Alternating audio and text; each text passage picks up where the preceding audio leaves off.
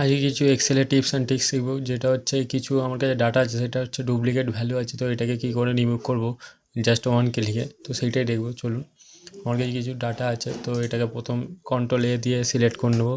ঠিক আছে, সিলেক্ট করে নেওয়ার পর কিবোর্ডে যাব, অল্ট এম। ঠিক আছে, অল্ট এম মারলে রিমুভ ডুপ্লিকেট লেয়ার মানে ডায়লগ বক্স চলে আসবে। এখানে আমি আনসিলেক্ট করে দেবো সবগুলোকে। কিসের মধ্যে ডুপ্লিকেট আছে? আমার নামের মধ্যে। ঠিক আছে, পুরোটাই সিলেক্ট করব, নামটাকে সিলেক্ট করব, এখানে ওকে করব, ডিলিট। একটা রয়ে যাবে। ঠিক আছে, আর পুরোটা আরেকটা আছে পুরো এটাকেই রিমুভ করার জন্যে। এটা ব্যাক করলাম, আর একবার কন্ট্রোল এফ দিয়ে ফাইন্ডে যাব, এখানে গোপি লিখব, ফাইন্ড অল করব, এখানে সিলেক্ট করব, সিলেক্ট করে এটাকে ক্লোজ করে দেবো। ঠিক আছে, ক্লোজ করে দিয়ে পর কন্ট্রোল মাইনাস টিপব, এখানে এন্টার রো করব, পুরো ডিলেট।